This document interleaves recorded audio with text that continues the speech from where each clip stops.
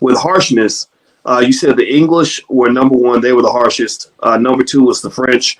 Number three was the Dutch. Number four was the Spanish. Number fifth was the Portuguese. Number six was the Arabs. So it seems to me that even though the Arabs had the slaves the longest, they had the least harsh system.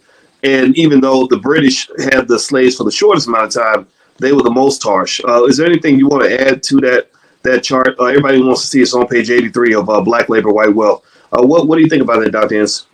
Well, in addition to that, see, the little bit of liberalism that came through from the Arabs came through in two ways, Dr. Watkins. One is that they would take a black person with them, a black slave, to war with them as a flunky and as a servant. They would take the blacks with them as a servant to go to war. But in taking them to war, it was for the same reason, the same safety they had with allowing them to be guardians of the harems all throughout the Middle East.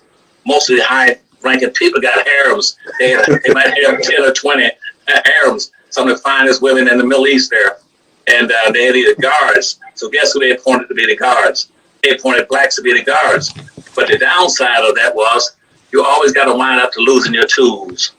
And so they castrated all the blacks that they slaved into those countries. Ooh. And they castrated them, but they made them harems, guards around the harems, so they give it all those women all day long and all night.